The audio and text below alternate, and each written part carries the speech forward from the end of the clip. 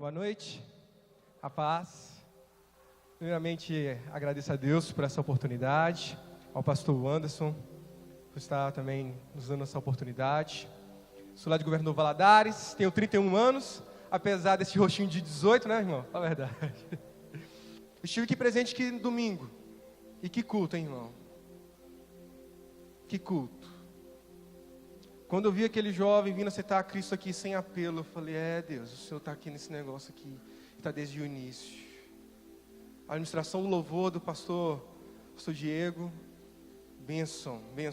Eu convido os irmãos a abrir comigo na carta de Pedro, 1 Pedro, capítulo 1, versículos 15, 16 e 17, diz assim: mas como é santo aquele que vos chamou, sede vós também santos, com toda a vossa maneira de viver.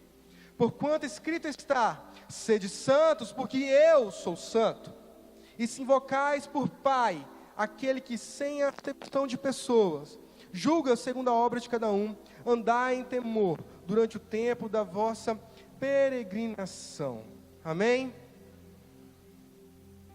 Se nós queremos manter aquilo que teve domingo aqui, se nós queremos caminhar com aquilo que teve no domingo aqui, diariamente, constantemente, e não apenas num culto, nós precisamos andar em uma vida em santidade. É uma regra para nós. Se nós queremos viver chamados por Deus, andando segundo a vontade e a presença de Deus na nossa vida, nós precisamos viver uma vida em santidade. E Pedro, ele vai exortar os cristãos justamente com isso. E Pedro, ele dirige essa carta aos irmãos que haviam saído pelas cidades, fugido, correndo talvez de uma perseguição romana. O imperador Nero estava solto naquela época, estava correndo atrás dos cristãos. Havia uma certa perseguição econômica e social, pelo menos em 3 áreas. A primeira era governamental, ou seja, pelo governo da época. Os romanos, eles aceitavam que os judeus ficassem ali desde que eles estivessem sob a lei deles. Vocês podem praticar os seus cultos, vocês podem participar dos seus cultos, desde que você esteja debaixo da nossa lei. Vai ter que adorar o imperador. Você pode adorar o seu Deus, mas vai ter que arrumar um tempo para adorar o imperador. Havia também uma perseguição também pelos próprios judeus, os escribas, fariseus, os doutores da lei da época, que olhavam para os cristãos, os judeus convertidos em cristãos, e começavam a querer a condená-los, a procurar culpas, a expulsá-los. Como também, talvez uma perseguição familiar. Porque se o senhor daquela casa, daquela família, porque naquela época o homem, ele era responsável pela sua casa e ele era a autoridade máxima. Se ele talvez não quisesse que tivesse algum cristão ali dentro da sua família, ele expulsava, e todo mundo que estivesse fora, o governo poderia fazer o que quiser. Então Pedro, ele vai trazer uma palavra de conforto e de exortação a esses cristãos que haviam se dispersado, correndo, que tinham corrido, que tinham fugido, e para os novos cristãos também. Talvez esses que viveram ali o Pentecostes, em Atos 2, aqueles que presenciaram curas, milagres e poder, como nós aqui também presenciamos curas, milagres e poder de Deus domingo. Nós presenciamos isso, manifestar do poder de Deus, meu amado, e Deus deseja isso para mim e para você diariamente. Hoje é dia de milagre para você na sua vida, amanhã vai ser dia de milagre para você na sua vida, essa semana vai ser dia de milagre para você na sua vida, desde que você mantenha o seu coração aceso pela presença dEle. Seu coração, ele precisa estar constante aceso na presença dEle. E a carta de Pedro, do primeiro versículo ao versículo 12, ele vai trazer ali uma saudação, ele vai trazer ali palavras de louvor e esperança. E a partir do versículo 13 em diante, até o 25, ele traz palavras, ele traz conselhos. Conselhos para uma vida de mudança de mente, uma metanoia, para conselhos esses para a qual todos nós precisamos nos atentar. Se é possível entrar pela porta da vida santificada, só é possível entrar pela porta de uma vida santificada, mediante de uma transformação da nossa mente. Olha só o que está escrito em Romanos 12, versículo 2. E não sede conformados com este mundo, mas sede transformados pela renovação do vosso entendimento, para que experimenteis qual seja a boa, agradável e perfeita vontade de Deus. Você quer experimentar a boa, perfeita e agradável vontade de Deus? Então o seu coração e a sua mente tem que ser transformada pelo poder do Espírito Santo de Deus. A nossa vida, ela precisa ser transformada. E os discípulos, quando eles andaram com Jesus, eles viram os milagres. Imagina, gente, está Jesus reunido e de repente, tem os 5 pães e 2 peixinhos, vamos alimentar essa multidão. Senhor, te dou graça, toma, vai, reparte. Milagres. Está passando um cortejo de funeral ali, e vai Jesus e toca aqui no morto. Não pode tocar, mas o menino reviveu. Milagres aconteciam. E mesmo assim, andando com eles, com Cristo, ainda eram imaturos na fé. E às vezes nós somos assim. Nós temos andado com Cristo, caminhado com Cristo, mas ainda somos meninos na fé. É o primeiro vento, é a primeira mudança, é a primeira circunstância que atravessa o nosso coração, e de repente, a gente já começa a desanimar, já começa a desandar. Por isso que precisa ter uma renovação da nossa mente. Por isso que Pedro, ele se esforça para mostrar que vocês querem viver uma vida cheia de poder de Deus, uma vida cheia da glória de Deus, uma vida cheia do milagre de Deus. Então viva uma vida em santidade, em santificação a Deus. Pedro, ele se esforça em mostrar que a vida santificada não é um resultado instantâneo de um novo nascimento. Pessoas aceitaram a Cristo aqui, e aí é necessário um acompanhamento, porque muitos de nós, às vezes nós aceitamos a Jesus, e achamos, pronto, agora eu já sou o super-homem, já a minha vida já mudou, já transformou, sendo que é um processo. Você quer ver que é um processo? Quantas vezes na sua caminhada com Cristo, você talvez já não pensou em desanimar, em desistir de tudo? Quantas vezes na sua caminhada com Cristo, você não já pensou em abandonar o barco? E você talvez já teve experiências com Deus. Você talvez já andou com Deus. Você já teve retiros, palavras, ministrações. E ainda assim, em algum momento da nossa vida, passou por um certo desânimo, por uma certa vontade, ou talvez até realmente chegou a desviar um tempo. Por isso que Pedro, ele vem exortar, vai trazer, gente, andem por uma vida santificada. Porque a vida santificada não deve ser entendida meramente como uma negação de desejos pecaminosos, mas sim um esforço de uma busca contínua a Deus. Uma vida santificada não deve ser entendida meramente como uma negação de desejos, mas sim uma busca contínua a Deus. Isso tem que ser diário. Temos que matar nossa carne constantemente. Temos que matar nossa carne diariamente. Lá em 1 Tessalonicenses 3,13 vai dizer: para confirmar os vossos corações, para que sejais irrepreensíveis em santidade diante de nosso Deus e Pai, na vinda do nosso Senhor Jesus Cristo, com todos os seus santos. Porque uma vida santificada vai te trazer uma confirmação, porque você vai estar andando, porque uma vida com Deus não é uma vida ausente de problemas, mas pelo contrário, é uma vida que, independente dos problemas, você sabe quem é o seu refúgio. Independente da situação, você sabe quem é o seu Salvador. Independente das circunstâncias, você sabe onde você pisa, porque Ele é a nossa rocha, a nossa fortaleza, o nosso socorro bem presente. Aleluia, meu amado. Essa é a diferença quando nós atingimos a maturidade. E aí precisamos ter uma vida santificada em Cristo, para que possamos manter uma constância com Deus. Ainda mais nós jovens. Como nós temos às vezes uma dificuldade de manter uma vida constante com Deus. Como que nós temos? Mas por isso que nós temos a necessidade de buscá-lo continuamente. Mas, e se o desejo que motiva a santidade for fraco? Porque às vezes nós não conseguimos nos esforçar ali, esforçar aqui. Mas nós precisamos, já que nós precisamos buscar isso, então Pedro ele vai deixar para a gente nesses versículos, pelo menos algumas razões pelo qual nós devemos buscar a santidade. E a primeira delas, você vai encontrar no versículo 16, de primeira carta de Pedro, capítulo 1, versículo 16, que diz, como nós lemos, que diz assim, porque escrito está, sede santos, porque eu sou santo. Nós temos que buscar a santidade primeiro, porque Deus é santo. Só isso é motivo já para buscarmos desejar as coisas do alto.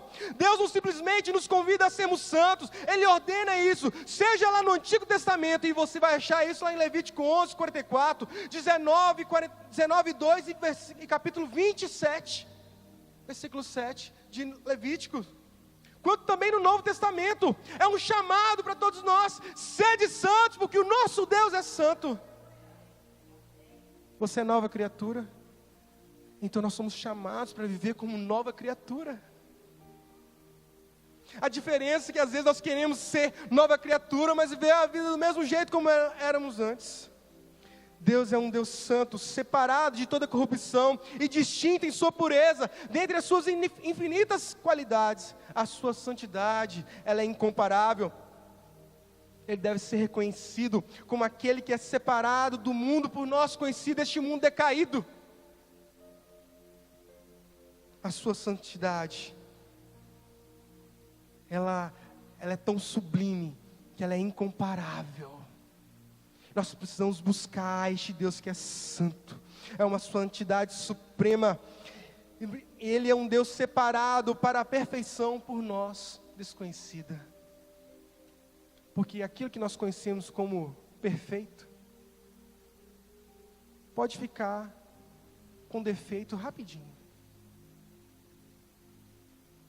Aquela roupa que você achava que era perfeita em você, pode ser que passado um dia ou dois, ou porque caiu uma manchinha, ou porque sujou alguma coisa, ela se torna imperfeita para você. Aquele carro que para você era o carro que você queria, é o carro perfeito, de repente vai ser lançado um outro melhor ainda, então ele não vai se tornar mais aquele perfeito.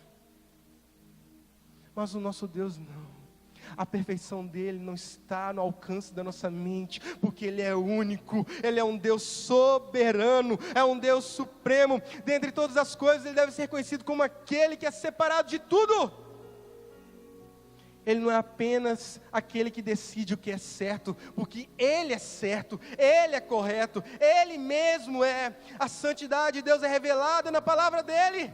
A santidade identifica Deus como independente de tudo. Ele é único e verdadeiro. Ele é o início e o fim de todas as coisas. És o alfa e ômega, início e fim. És o ar que eu respiro. Tudo pra mim, tu és Jesus. Só tu és Jesus. És o alfa e ômega, início e fim. És o ar que eu respiro. É tudo pra mim. Só tu és Jesus. Tu és Jesus.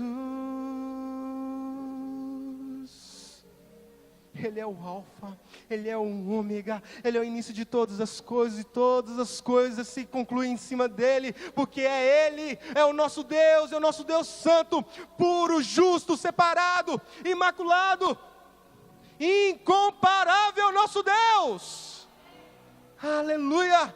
Se nós queremos viver uma vida em santidade, uma vida de glória em glória, uma vida de frutificação, precisamos viver uma vida em santidade, porque Ele é santo.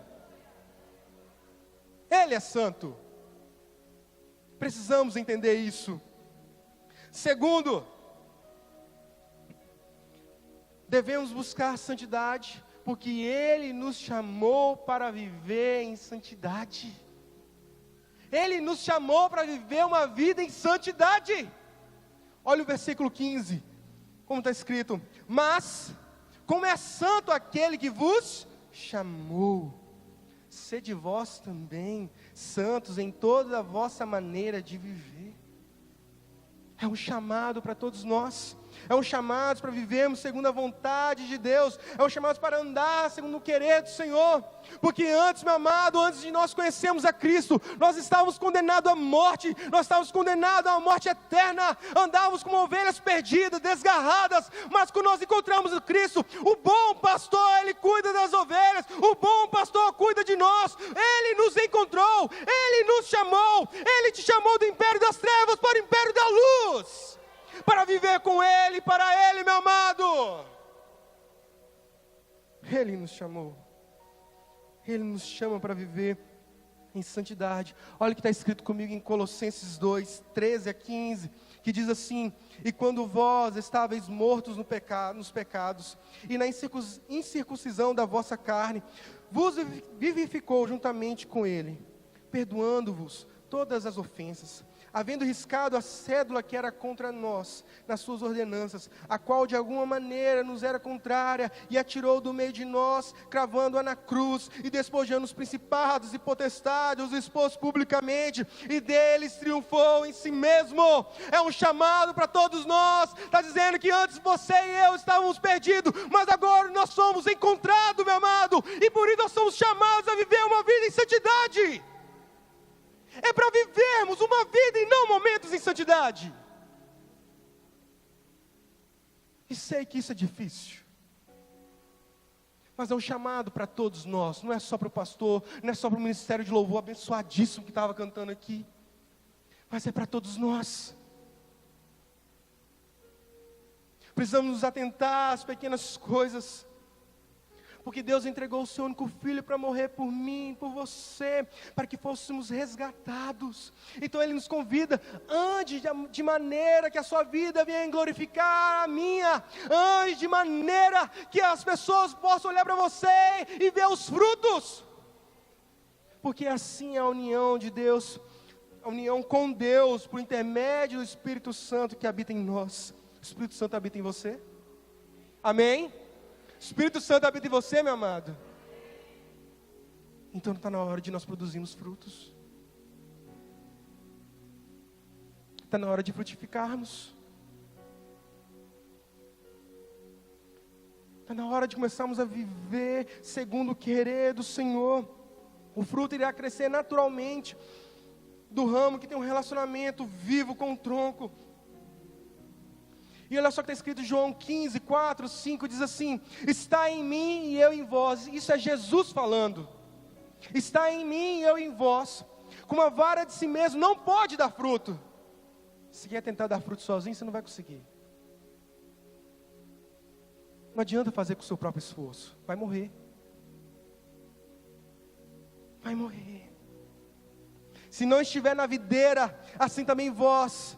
Se não estiveres em mim, eu sou a videira, vós as varas, quem está em mim e eu nele, esse dá muito fruto, porque sem mim nada podeis fazer, sem a presença de Deus nada podeis fazer, sem uma vida para Deus nada podeis fazer, meu amado. Quer viver, quer andar, quer falar, quer comer, faça tudo para a glória do nome de Deus, viva uma vida em santidade para Deus. É um chamado. É um chamado, é um despertar para nós. Se nós queremos viver o que aconteceu aqui domingo, porque eu vou falar para você, fazia tempo que eu não via.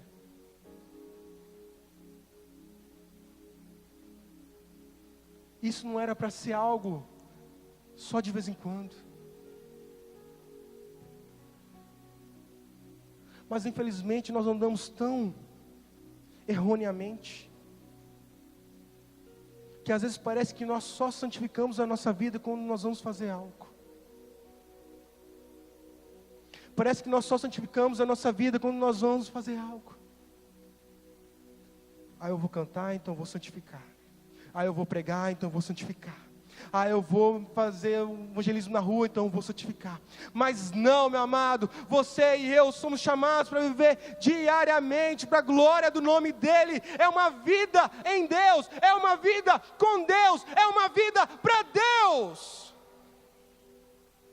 É um chamado para nós. Aconteceu domingo, tem que acontecer hoje. Tem que acontecer amanhã. Tem que acontecer na segunda-feira, no culto de oração. Tem que acontecer na sexta-feira, na vigília dos jovens. Tem que acontecer no sábado, tem que acontecer no domingo. Amanhã, quando você for trabalhar, as pessoas têm que olhar para você e ver algo diferente. Porque se você está em Cristo, se a sua vida está em Cristo, você vai estar dando fruto naturalmente. As pessoas vão estar olhando para você e falar: o que você tem? Na sua faculdade. Na sua faculdade, no seu trabalho, na sua casa, na sua igreja. Se nós estamos em Cristo, nós precisamos dar fruto e glorificar o nome do Senhor. Quando buscamos viver em santidade, tudo em nós é transformado para Ele. O nosso falar é transformado para Ele. Nós profetizamos aqui vida. Ressuscita, ó terra que estava morta, ó vale de ossos secos, volte a respirar. Posso ouvir o som do avivamento. A morte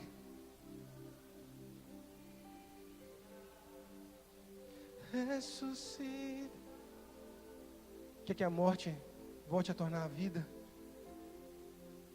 Libere palavras. Mude o seu palavreado. Comece a orar dentro da sua casa. Comece a profetizar dentro da sua casa. Entre em guerra, entre em batalha mesmo. Comece a orar, não espere só o pastor ir lá orar por você. Não, minha amada, é um chamado para você. É um chamado para todos nós. É um chamado para mim. É um chamado para todos. De vivermos uma vida em santidade a Deus. Uma vida em direção a Ele. Um modo de viver nosso tem que ser uma vida transformada. Só que o problema é que nós temos vivido como se Jesus não fosse voltar nunca. Nós só queríamos buscar os nossos prazeres aqui terrenos. Só queremos conquistar as coisas. Queremos colocar o dinheiro, queremos colocar as coisas, tudo em primeiro lugar.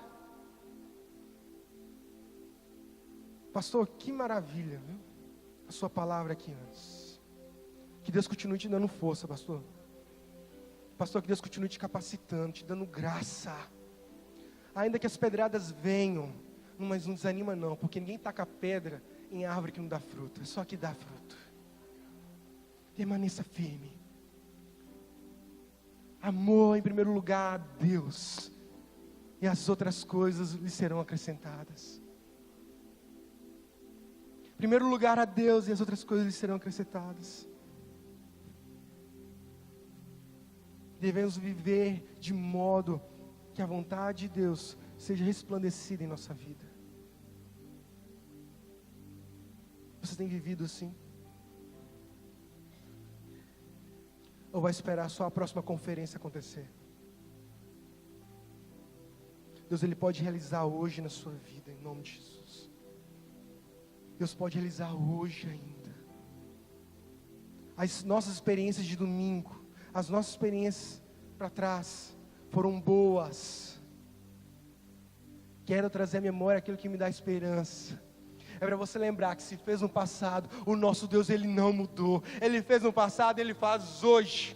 Ele pode fazer hoje, segundo a vontade e o querer dEle, mas Ele pode fazer em nome de Jesus, porque há poder no nome do nosso Deus, e Ele tem todo o poder. Terceiro, devemos buscar a santidade, porque Ele é um juiz imparcial. Ele não é como você e eu, que às vezes fazemos barganha com as pessoas. Ele não é como você e eu, que mudamos. Às vezes você ia votar em alguém e de repente você mudou o seu voto.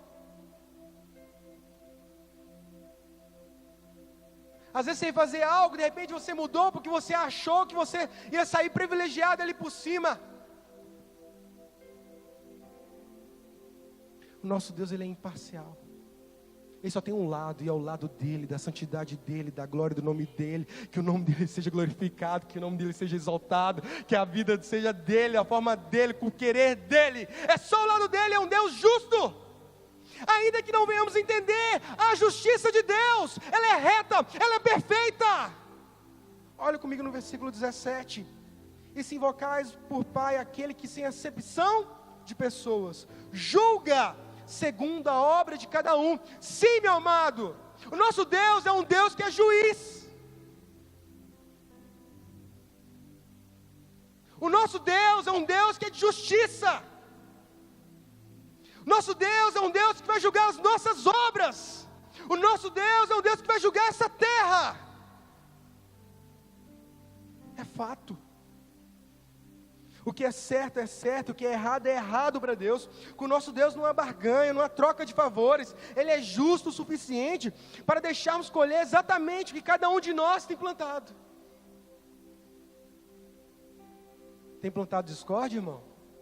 Pode ficar tranquilo, que na hora certa você vai colher. Tem plantado falta de amor? Pode ficar tranquilo, que na hora certa você vai colher. Tem plantado? O que você tem plantado, você colherá, nós colheremos. Isso é fato. A sua justiça, ela vai além da nossa ideologia moral, porque nós somos corruptos de natureza, somos frágeis e mudamos conforme as nossas necessidades. Talvez, antes de vir para o culto, você já estava com uma roupa e de repente mudou de roupa. Talvez você mudou uma forma de falar, que você falava antes e não falava mais, talvez até para pior. Talvez você começou a se relacionar com alguém, porque esse alguém pode te dar algo em troca. Mas com o nosso Deus não, Ele é justo, Ele não muda conforme a necessidade. Nós mudamos conforme a circunstância à nossa volta. Mas nós precisamos manter e buscar o padrão de Deus, que é um Deus de justiça, um Deus de moral, um Deus imutável. E nele não há sombra de dúvidas, como você e eu, que nos deixamos ser levados pelas circunstâncias à nossa volta. Lá em Tiago 1,17 diz assim: toda boa dádiva, todo dom perfeito vem do alto, descendo do Pai das luzes, em quem não há mudança, nem sombra de variação. Talvez nós somos às vezes duvidosos. Pessoas inseguras, pessoas incertas. Mas o nosso Deus não, Ele não muda. Lá em palavra, Lucas 21:33, diz assim: passará o céu e a terra, mas as minhas palavras não hão de passar. Devemos temê-lo como um juiz, que vai julgar as nossas obras. Mas não aquele medo, aquele pavor, mas de respeito. De saber onde você está. Se eu não me engano, lá em Provérbios 3:15-16, vai falar assim, que os olhos do Senhor estão sobre toda a terra, contemplando os bons e os maus. Os olhos do Senhor estão sobre todos nós. Está passando por todos nós. E Ele é justo o suficiente para julgar aquilo que você e eu temos feito, aquilo que você e eu temos plantados. Por último, devemos buscar a santidade, porque o nosso Deus é um Pai amoroso. É um Pai santo, justo e incomparável. Olha só o início do versículo 17. de 1 Pedro 1,17. E se invocais por Pai, aquele que, sem acepção de pessoa, segundo a sua obra, julga cada um. Se invocarmos como Pai, talvez você não teve um relacionamento com seu pai, como eu não tive. Mas eu aprendi a descansar em Deus e tê-lo como um pai, porque Ele é um pai amoroso que cuida. E nós devemos obedecê-lo. Nós devemos procurar obedecer ao Senhor, porque como é ruim ter, eu não tenho ainda, mas ser como eu já fui, filhos desobedientes, pois acabamos atrapalhando a nós mesmos e as pessoas à nossa volta. Já viu o menino pequeno, desobediente? Eu passei por isso semana agora, vindo para cá. Estava no ônibus, de repente estava quase que dormindo, eu estava já sendo arrebatado já. De repente um grito, uma trombeta soou. E começou a chorar. E aí o pai falou, toma. A criança, não quero. Aí a mãe, não, faz aqui. E nada fazia a criança parar de chorar. E a mãe falava, minha filha, por favor, para, faz silêncio, para. Não vou parar. E chorou, aliás. Eu já estava orando assim, Senhor, que eles não parem em Vitória, que eles parem na próxima rodoviária, Pai, em nome de Jesus. Como é ruim. Eu sei ainda que eu vou passar por isso ainda, em nome de Jesus, uns 4, 5 filhos, amém.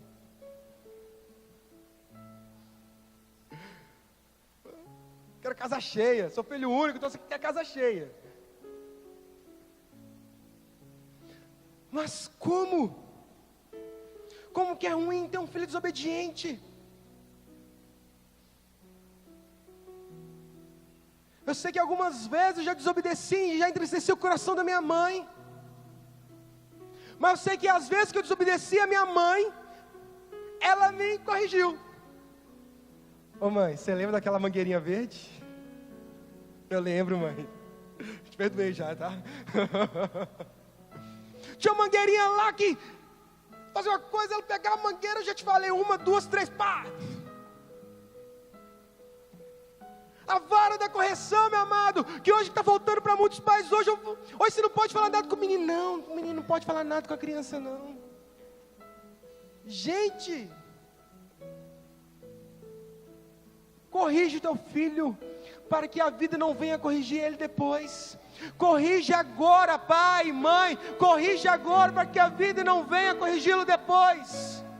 Para que ele venha andar os caminhos do Senhor, para que ele venha, permanecer firme e fiel a Deus. Ainda que Deus que livre, ele não permaneça, mas você fala assim, eu fiz a minha parte. Mas nós precisamos buscar uma vida em santidade, porque o nosso Deus quer que sejamos filhos obedientes a Ele. Olha o que Provérbios 30:17 vai falar. Os olhos que zombam do pai, ou desprezam a obediência à mãe, corvos do ribeiro o arrancarão, e os filhotes da águia os comerão. Hoje à tarde eu estava preparando essa mensagem, fiquei imaginando. É complicado, irmão. Mas sabe o que Deus falou comigo? Desobedeceu, meu filho? Eu te perdoo. Se no seu coração encontrar arrependimento sincero, puro, verdadeiro, eu te perdoo. Mas as consequências, elas irão vir. Talvez não mais pesada, talvez não mais difícil, talvez vai vir mais levinha. Talvez mais levinha, mas talvez vai vir mais pesada. Mas elas chegarão a nós, as consequências. Basta olharmos para os homens de Deus. Davi, um homem segundo o coração de Deus, mas sofreu as consequências da sua desobediência. Era para ele estar na guerra, mas não, procurou outros caminhos. E às vezes nós somos assim. Era para nós fazermos a obra de Deus, mas preferimos estar lá, no bloquinho da vida. E o bloquinho da vida passa, e depois o que sobra são apenas cinzas. São apenas cinzas. Aqueles que não desobedecem a Deus não prosperarão e colherão os frutos da desobediência. Mas nós precisamos amar, buscar uma vida em santidade, não apenas porque Deus, não apenas para obedecer a Deus, mas também para amá-lo como Pai. Eu aprendi a amar a Deus como Pai. Eu aprendi a amar o meu pai como Pai. Eu liberei perdão para ele, porque conheci ele com 20 anos de idade, mais ou menos.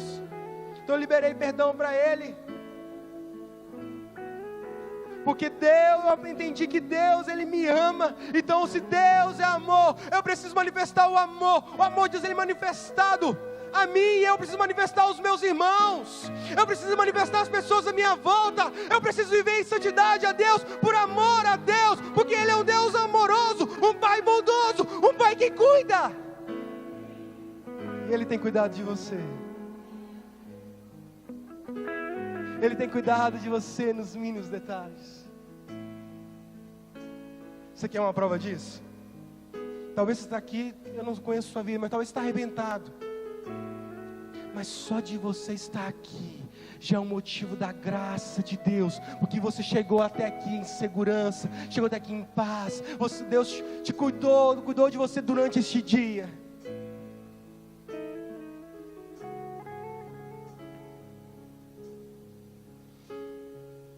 Lá em Romanos 5,8 diz assim: mas Deus demonstra o seu amor por nós. Cristo morreu em nosso favor quando éramos pecadores. Estávamos condenados à morte, mas Ele nos amou e demonstrou o seu amor para nós. E em 1 João 5,3: porque nisto consiste o amor de Deus, em obedecer aos seus mandamentos, e os seus mandamentos não são pesados. Porque quando a gente começa a obedecer ao amor de Deus, começa a viver uma vida em santidade para Deus, a vida ela não se torna pesada. Porque não era a nossa força, mas era a força de Deus que vamos começando a andar, meu amado. É na força de Deus que você vai começar a romper. Não é na sua força, não é no seu braço, mas é no braço de Deus. É no braço de Deus, porque é Ele que nos sustenta. É Ele que mantém a mim e a você de pé. É a mão dEle poderosa que vai te dar força amanhã para levantar, para ir trabalhar, para ir cuidar da casa, para ir fazer seja lá o que for. É Deus que vai te dar a graça, é Deus que vai te dar a força, é Ele que sustenta, porque tudo vem dEle. Tudo.